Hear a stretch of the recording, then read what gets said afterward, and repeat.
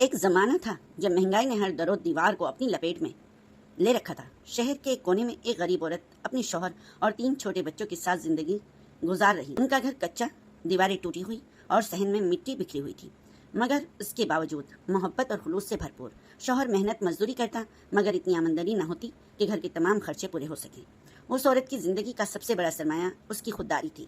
وہ مانگنا نہیں جانتی تھی، ہمیشہ اللہ پر بھروسہ رکھتی، مگر اب حالات کچھ یوں ہو چکے تھے کہ شوہر شدید بیمار پڑ چکا تھا، بچوں کے دودھ تک کے پیسے نہیں تھے اور محلے والے بھی اب مدد سے کترانے لگے تھے۔ ایک رات جب بچوں نے بھوکے پیٹ نیند کی آغوش میں پناہ لی تو وہ عورت آسمان کی طرف دیکھتے ہوئے رو پڑی۔ اس نے دل ہی دل میں دعا کی، اے رب، اگر تو چاہے تو میرے در پر بھی رزق بھیج سکتا ہے۔ سبحان اللہ، کیونکہ اللہ ہی تو ہے رازق۔ صبح ہوتے ہی وہ ایک فیصلہ کر چکی تھی۔ وہ ایک ایسے شخص کے در پر جانے والی تھی جس کے بارے میں سنا تھا کہ وہ بہت سخی ہے، غریبوں کی دل کھول کر مدد کرتا ہے۔ وہ امیر ترین انسان تھا، مگر لوگ کہتے تھے کہ عاجزی اس کے لہجے میں ہے اور دروازہ ہر کسی کے لیے کھلا ہے۔ عورت نے دوپٹہ درست کیا، بچے کو سلا کر خاموشی سے دروازہ بند کیا اور پیدل چل پڑی۔ راستے بھر اس کا دل کانپتا رہا، کیونکہ جو لوگ مانگتے نہیں ہیں، غیرت ہوتی ہے تو ان کا دل ایسا ہی بھاری رہتا ہے، قدم بھی بڑے بھاری ہو جاتے ہیں۔ کیا وہ واقعی میری مدد کرے گا؟ اب دل میں سوچ رہی ہے، کیا میں اس کے دروازے تک پہنچ پاؤں گی؟ آخر کار وہ بڑے سے محل نما گھر کے سامنے کھڑی تھی۔ دل دھڑک رہا تھا، مگر ہمت کر کے دروازہ کھٹکھٹایا۔ کچھ ہی لمحے بعد ایک خادم نمودار ہوا، جس کے چہرے سے اندازہ ہوتا تھا کہ وہ برسوں سے یہاں کام کر رہا ہے۔ خادم نے سوال کیا، تمہیں کیا چاہیے؟ عورت نے ادب سے جواب دیا، میں تمہارے مالک سے ملنا چاہتی ہوں۔ خادم نے حیرت سے پوچھا، تم کون ہو؟ عورت نے لمحے بھر کو توقف کیا، یعنی رکی، پھر دھیمے لہجے میں بولی، اس سے بتاؤ کہ میں اس کی بہن ہوں۔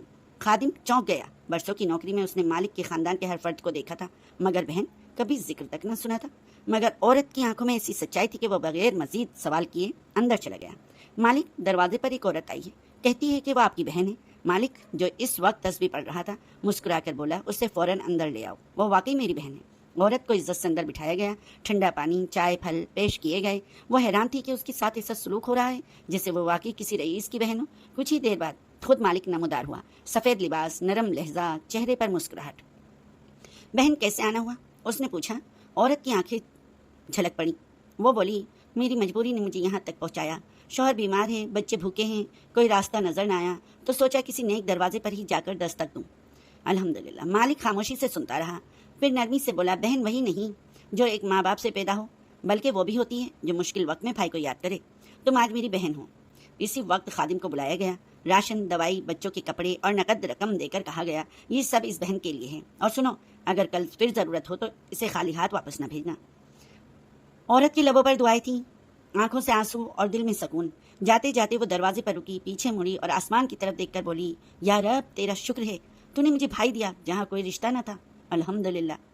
ایسا ہی اللہ تعالیٰ بڑا کرم کرنے والا ہوتا ہے۔ پتہ نہیں آپ کی محبت کس کے دل میں ڈال دے اور کسے آپ کے لیے ذریعہ بنا دے۔